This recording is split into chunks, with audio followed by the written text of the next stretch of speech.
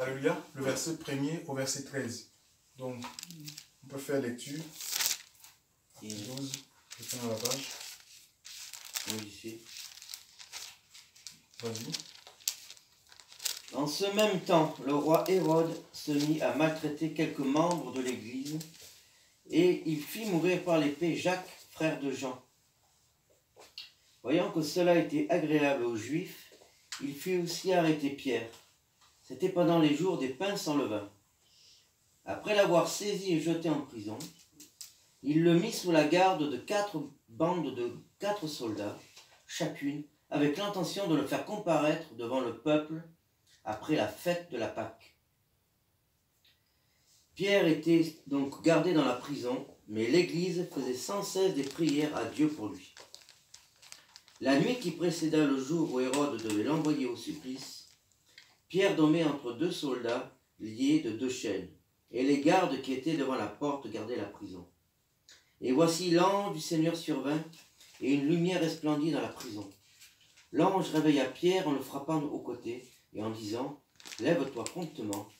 Et les chaînes tombèrent de ses mains, et l'ange lui dit « Mets ta ceinture et tes sandales », et il fit ainsi.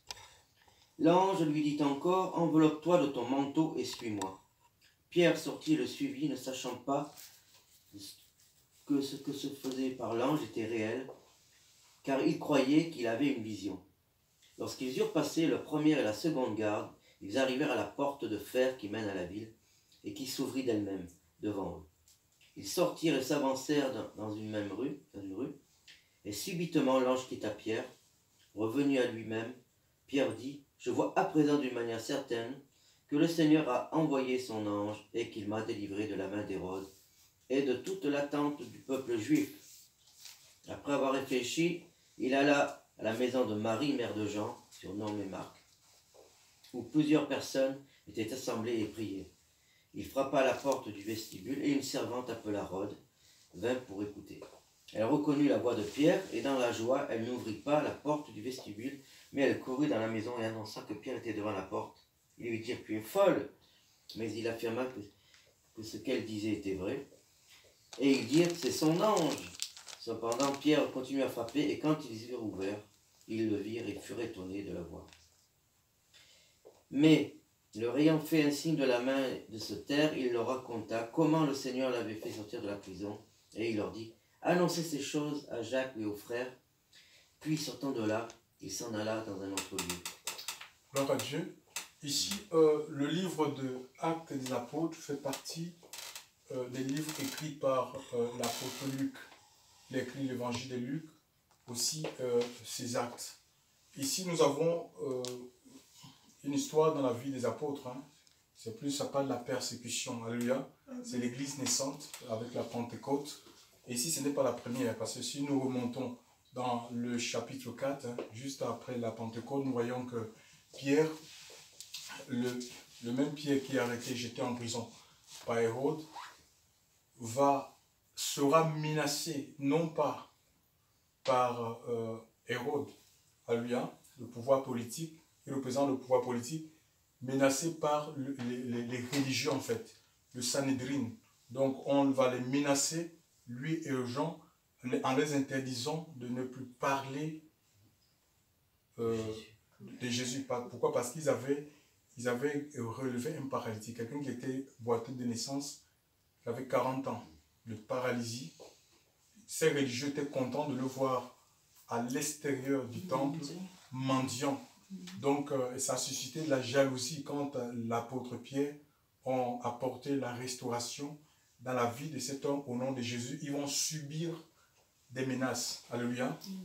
Ils vont subir des premières menaces. On les interdit de parler du nom de Jésus parce que leur message provoquait la défection. Les gens abandonnaient les coutumes des hommes, ils abandonnaient la religion juive pour s'attacher à la foi, à la vérité en fait, à la vérité de la parole de Dieu.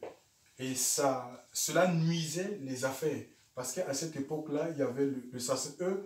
Quoique Jésus ait donné sa vie, quoique le voile du temple soit déchiré, eux, ils continuaient dans ce sacerdoce lévitique qui voulait que y ait des hommes qui représentent des hommes devant Dieu et qui étaient là comme ça, qui ne travaillaient pas et qui vivaient, n'est-ce pas, des offrandes, des sacrifices, des dîmes du peuple. Donc eux, le système, ils défendaient le système. Alléluia. C'est pourquoi ils interdisaient que les gens croient dans le message, parce que le message de Christ, le message que portaient les apôtres était un message libérateur qui amenait les hommes directement à Dieu. Alléluia.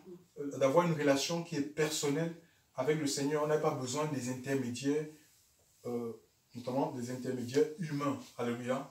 Pour s'adresser à Dieu.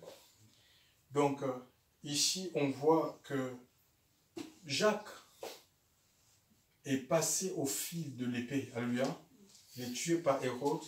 Et comme ça plaisait aux Juifs, les religieux étaient contents. Que voilà, maintenant, c'est bon, on a tué cet apôtre. Et la voie de la vérité, c'est comme si on taisait la voie de la vérité. Et puis, il a arrêté l'apôtre Pierre. Alléluia. On l'a jeté en prison, nous dit l'Écriture. Qu'est-ce qui se passe? Ici, il y a dans le verset 4, on voit Pierre est jeté en prison et il y a la position de l'Église. Alléluia.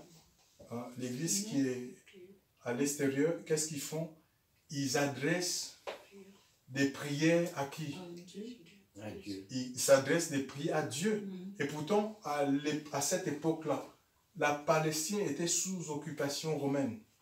Les apôtres n'ont pas commencé à faire des pétitions, d'envoyer des pétitions, signer des pétitions, parce que ce n'est pas normal qu'on nous empêche la liberté du culte, comme on est en train de voir aujourd'hui avec les chrétiens qui sont persécutés par le pouvoir algérien.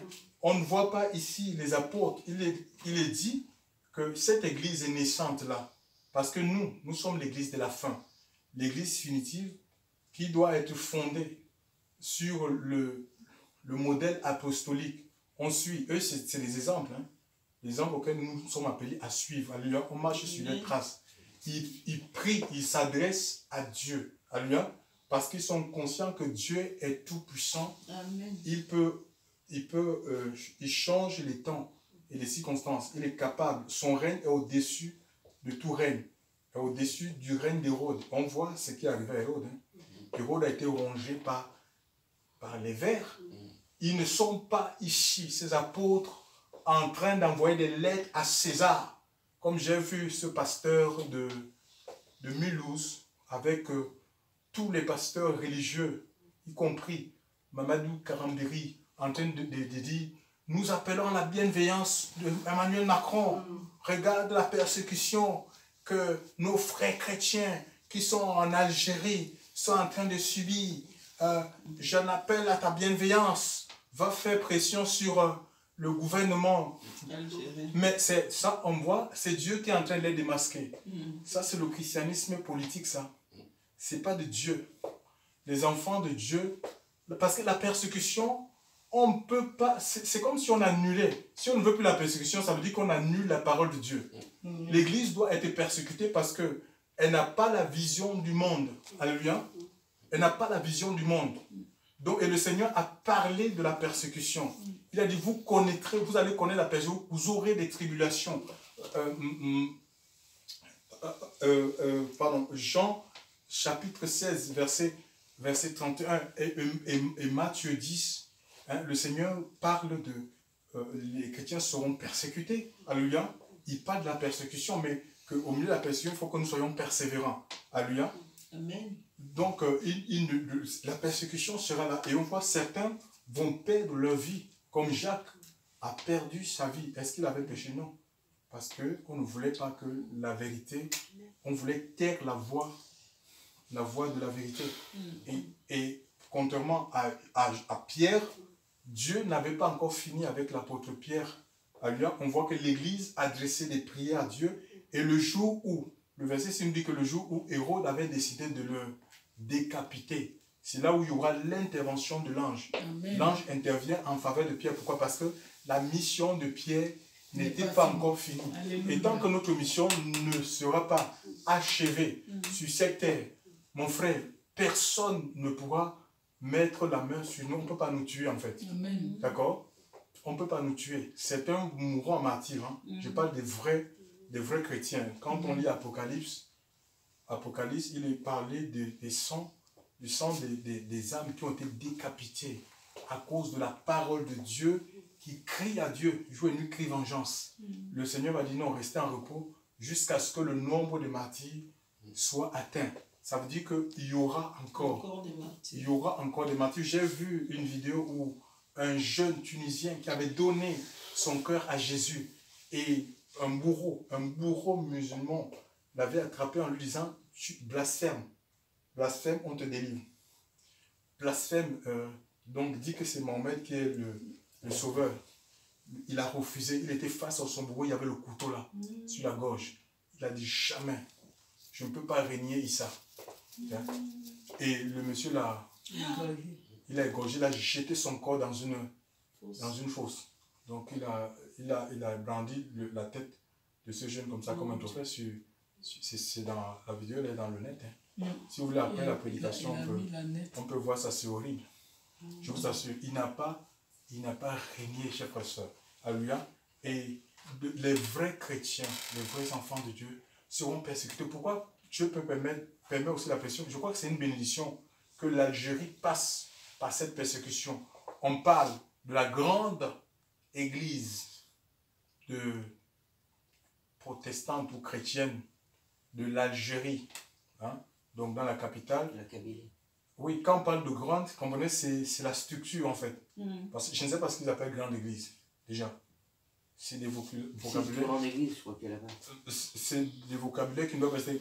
Quand on parle de grande église, c'est le bâtiment et puis le nombre. Mais à l'intérieur, quand tu regardes tous les pasteurs de Mulhouse, tout ça, c'est des gens qui font du commerce. Donc on veut préserver des structures, des églises, édifices. Ce n'est pas le modèle de l'église. Le Seigneur permet peut-être qu'on ferme ces édifices-là pour que ces gens-là retournent à la simplicité. Alléluia. Nous allons voir dans le livre de Actes chapitre 11, on le verra comment les chrétiens, ils étaient chassés. Ils vivaient leur foi dans les grottes. Vous vous rendez compte? Ils n'avaient pas de ministère, des églises bâties, ministères tels, où les gens ils font du commerce, chers frères et sœurs, et ça va s'amplifier de plus en plus, chers frères et sœurs. Alléluia.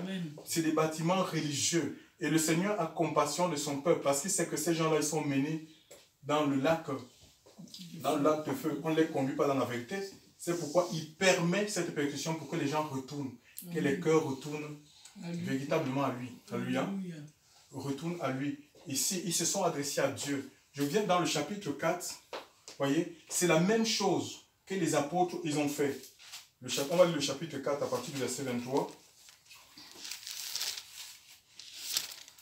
Le chapitre 4 à partir du verset 23, il est dit ceci. Je vais lire. Après avoir été relâchés, ils allèrent vers les leurs et racontaient tout ce que les principaux sacrificateurs et les anciens leur avaient dit. Donc c'est des religieux en fait. Tu vois, des gens qui n'ont pas l'esprit de Dieu. Ou qui avaient l'esprit de Dieu, ils l'ont perdu. Alléluia. Pour suivre leur propre voie. Et ils combattent ceux qui ont le Saint-Esprit. Alléluia. Ils combattent ceux qui ont l'Esprit de Dieu. Donc, ils vont les relâcher, tout en les interdisant de parler du nom de Jésus. Alors, les principaux sacrificateurs et les anciens leur avaient dit, lorsque lui entendu, ils élevaient. Alors, il dit, et les anciens leur avaient dit, lorsqu'ils eurent entendu, ils élevèrent à Dieu la voix tous ensemble. Ils ont élevé face aux menaces. La menace des religions, on peut connaître la menace des religieux. Parce que ces gens-là, ils sont des connivences avec le pouvoir. Vous avez vu, ils ont décidé d'enseigner la sexualité aux enfants de 4 ans. Vous avez vu quel pasteur s'est levé pour dénoncer ça? Personne. Aucun pasteur. Pourtant, en France, il y a des pasteurs influents. Hein. Quel pasteur s'est passé comme ça, que ce soit le mariage des homosexuels? Comme une lettre à la poste. Aucun pasteur. Parce que toutes ces églises-là, ils sont dans la Fédération protestante de France. Mon ami, deux personnes ne peuvent pas marcher ensemble s'ils ne sont pas d'accord. Même si dans ton assemblée soit pentecôtisant, Tu ne célèbres pas les mariages homosexuels. À partir du moment où tu es dans la fédération, tu es chapeauté par l'église protestante réformée qui avalise le mariage homosexuel, mais tu es complice. Tu es complice, tu es aussi coupable que celui qui commet ces actes, chers frères et sœurs dans le Seigneur. Donc ça veut dire que vous êtes ensemble. C'est comme ça. Et le Seigneur dit sortez du milieu d'eux. Alléluia. C'est pas en se fédérant que les assemblées se fédèrent, qui veut dire que voilà l'unité, que ces gens-là c'est l'unité de l'esprit. Non, l'unité elle est construite par Dieu lui-même. C'est l'esprit de Dieu qui construit l'unité au sein de son peuple. Alléluia. On n'a pas besoin de faire des alliances charnelles pour montrer que nous sommes une église unie. Alléluia. C'est des alliances humaines où chacun trouve ses intérêts. Quand ils font leur conférence, c'est des fois au marché, chacun vient avec ses livres, chacun vient avec ses CD, chacun vient avec ses CDD, clés USB. C'est le marché. C'est le marché, chers frères et sœurs. Et chacun trouve son intérêt, chacun fait son commerce. C'est comme ça, chers frères et sœurs, que ça se passe. Donc, c'est l'église prostituée. Elle n'est pas connue de Dieu. Alléluia. Donc, les apôtres ici, face à cette menace, l'Écriture dit qu'ils ont prié aussi. Hein. Ils ont prié. Ils étaient menacés par des religieux. Écoutez, on va lire leur prière. Relâchez. Il racontait ce que Dieu, les principaux sacrificateurs et les anciens leur avaient dit. Donc, il les avait interdit de parler au nom de Jésus. Quand ils l'eurent entendu, ils élevèrent à Dieu la voix. Hein? Ils ne sont pas allés, ils n'ont pas commencé à envoyer des requêtes à César ou celui qui Ponce Pilate qui gouvernait la Palestine. Le gouverneur Ponce Pilate.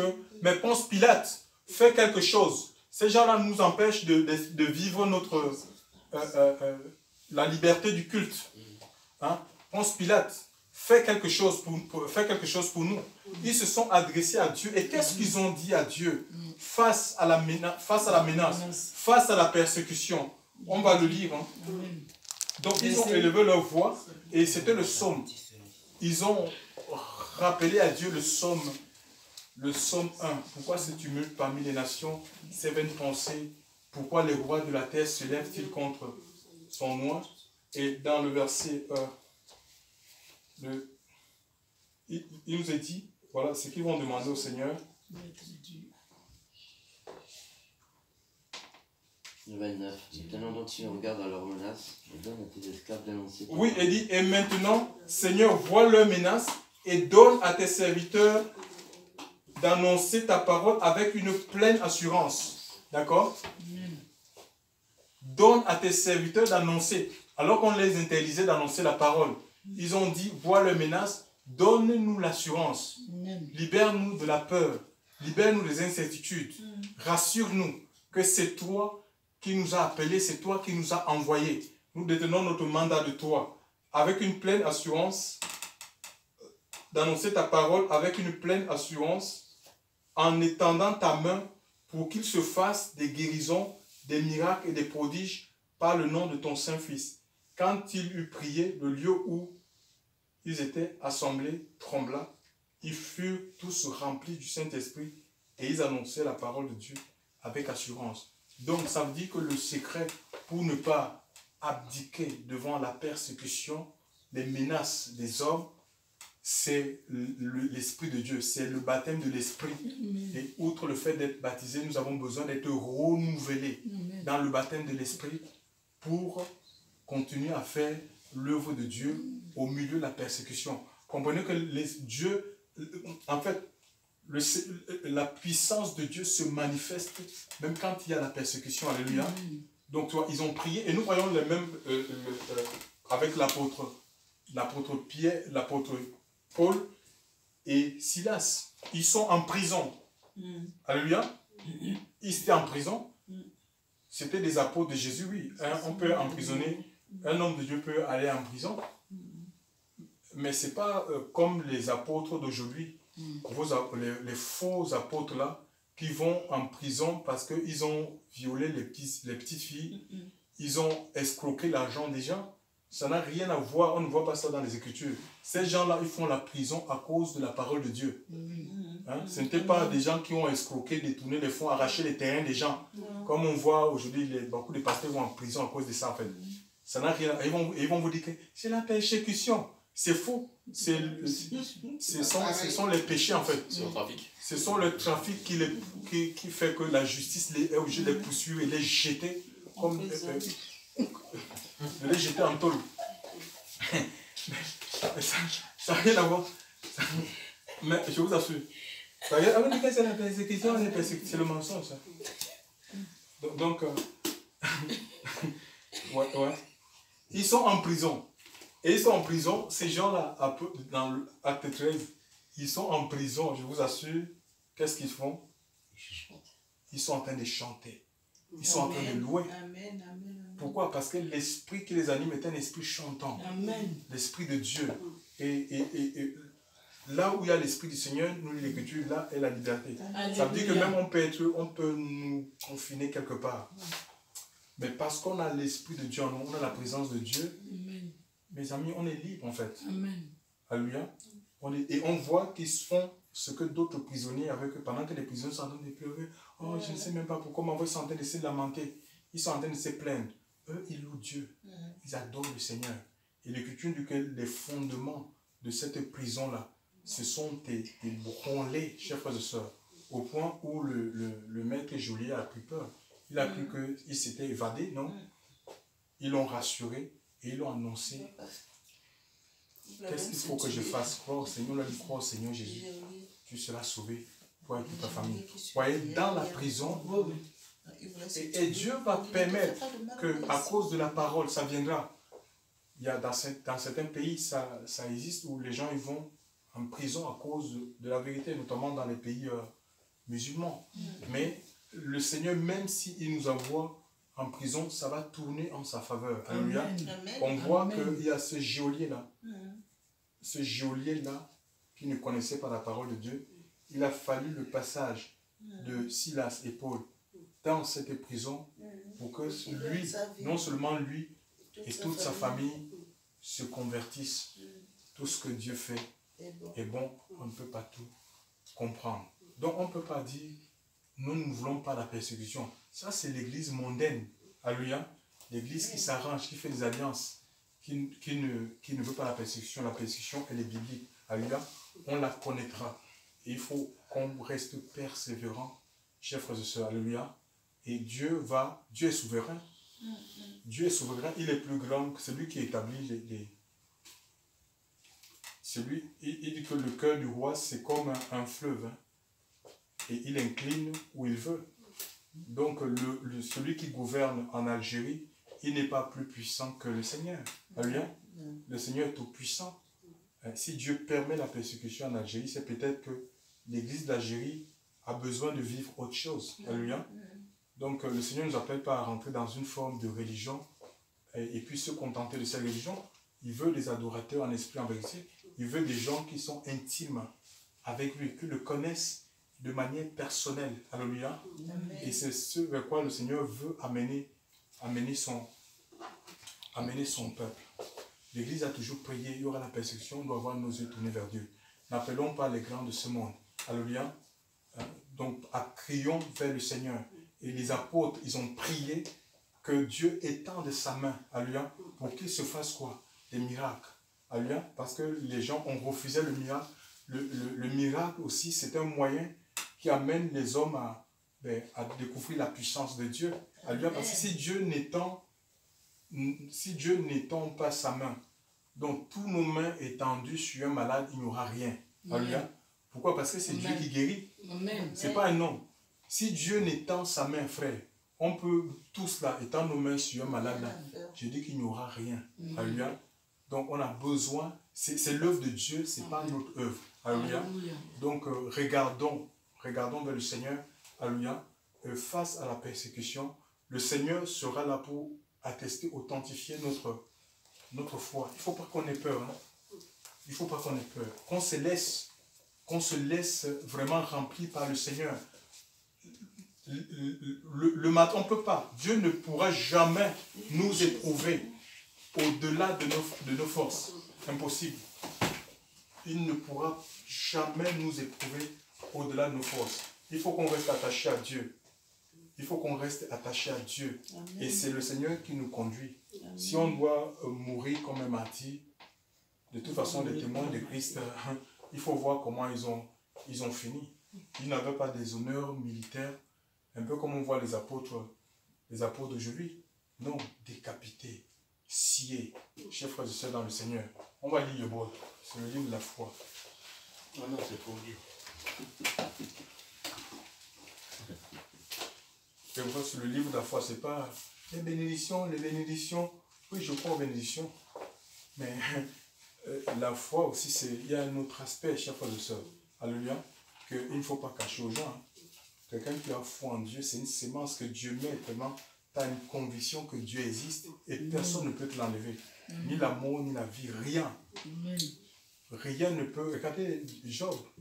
Job, malgré les souffrances, il dit non. Même si ma chair s'y est détruite, mes yeux verront Dieu. Amen. Là, c'est d'un autre. Alléluia. Donc, quels sont ces chrétiens qui ont peur de mourir? Hébreu. Mourir pour la vérité. Hébreu chapitre 11.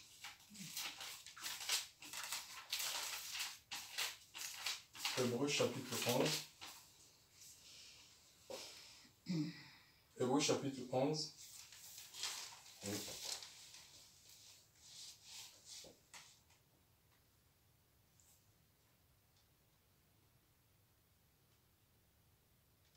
Donc on va lire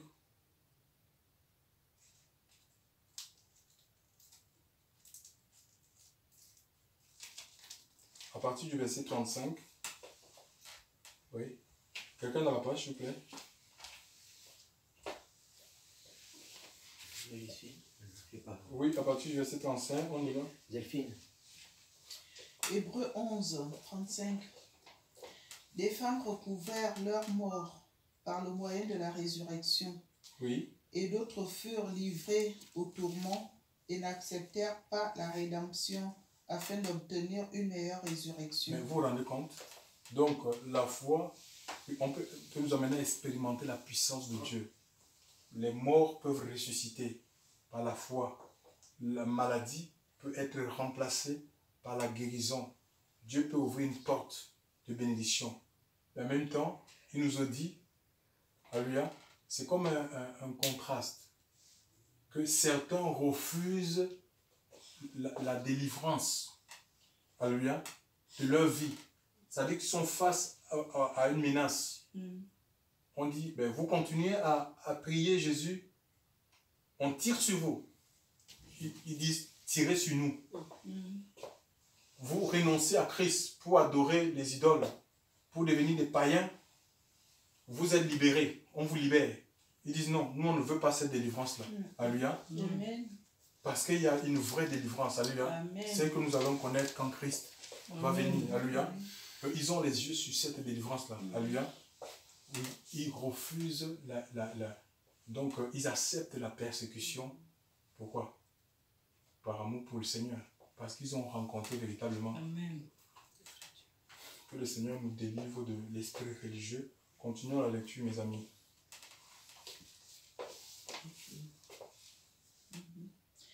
Mais d'autres subirent les moqueries et le fouet, les chaînes et la prison. Oui, les moqueries et le fouet. Les moqueries. Eh oui, mais tu marches avec Dieu. Et regarde comment tu es. Tous on est passé par là. Tu dis que tu as le Seigneur. Mais on ne voit pas de changement dans ta vie. Tu pries, on ne voit rien. Où sont les bénédictions là? Ta vie est pareille. Mais eux, ils regardent l'extérieur. Ils oublient que le Seigneur, à l'intérieur, il y a des choses que Dieu bâtit. Amen. Des perles. Alléluia. Que Dieu bâtit, mais comme ils sont aveuglés. Alléluia. Ils ont les yeux de la chair, une analyse complète, charnelle. Ils pensent que les bénédictions, c'est avoir. Il y a des gens qui ont tout. Hein. Il y a des gens, ils sont mariés, officiellement mariés, mais ils dorment le coussin. La femme met le coussin au milieu. Donc, ils font chambre à part. Je vous assure. Ils sont mariés. Alléluia. Il y a des gens qui travaillent, ils ont de l'argent, mais ils ne s'en sortent pas en fait. Ils ne s'en sortent pas. Chers frères et sœurs dans le Seigneur. C'est pas ça la vraie bénédiction. La vraie bénédiction, c'est avoir Christ dans son cœur. Alléluia.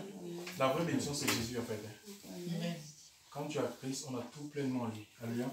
On est dans le repos. Amen. Contentement. Le repos, le contentement de la foi, chers frères et sœurs. Alléluia. Gloire à Dieu. Donc ne sois pas influencé parce que je n'ai pas mari, je n'ai pas maison. Si tu n'as pas de maison ici, tu as une maison que le Seigneur te construit là-haut. Hein. Alléluia. Waouh. Merci Seigneur. Tu peux continuer la lecture, ma soeur. Ils furent lapidés, sciés, subirent de rudes épreuves. Ils furent mis à mort par le tranchant de l'épée. Ils errèrent çà et là, vêtus de peaux de brebis et de chèvres, réduits à la misère. Les peaux de brebis et des chèvres. Tu as vu? Jean-Baptiste, on a l'exemple de Jean-Baptiste, hein, vêtements de poils de chameau.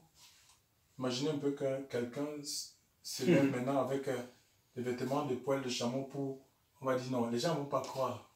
On va dire non, ça peut être un envoyé de Dieu. Il pue les chameaux. Jonas pue le poisson. Ça peut être un serviteur. Ça ne peut pas être un serviteur, c'est quelqu'un qui est comme la photo qu'on a vue. Hein? De vrais hommes, des révérends. C'est la séduction, ça. Alléluia. Le royaume de Dieu ne vient pas de manière à frapper les regards. Non. Hein? Quand tu as l'onction de Dieu dans ta vie, mais l'onction parle pour toi, ça te diminue, chers frères et sœurs. Alléluia. Amen. Ça t'efface. Amen. Ça diminue ta chair. Alléluia. Si tu es consumé. Alléluia. Pour que Christ soit vu en toi, ce n'est pas toi qui se mets en avant.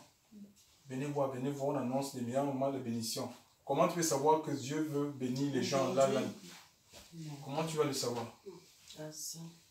Mais quel est ce message-là que nous portons aujourd'hui? Il est dit que la repentance et le pardon des péchés sera prêché en son nom. Alléluia. Et c'est le message qu'a annoncé les apôtres. Ce n'était pas autre chose. Ils ne présentaient pas, oui, Dieu bénit. Mais ce n'était pas les bénédictions qu'ils présentaient aux gens. Si les gens ils se repentent, repentez-vous et convertissez-vous. Amen. Pour que les temps de rafraîchissement. Alléluia, il faut qu'on sorte de ce... On appelle ça comment la séduction, chers frères et sœurs. Il y a beaucoup de séduction, on séduit les gens. Au lieu de les amener à la foi véritable, au lieu de les amener à marcher la crainte de Dieu, hein, on les fait miroiter des choses. Vous allez avoir ceci, vous allez avoir les visas, l'évangile des visas. Pour venir En Europe, comme si... Pour venir en Europe, l'évangile de la terre. C'est le ciel en fait. On annonce l'évangile pour amener les âmes au ciel. Alléluia. Dans les royaumes de la terre, chers frères et sœurs. Alléluia. Amen. Gloire à Dieu. Merci, Donc, Seigneur. regardez, c'était dans des gens complètement qui n'avaient rien pour attirer les personnes. Mais au-delà de l'apparence physique, il y avait la présence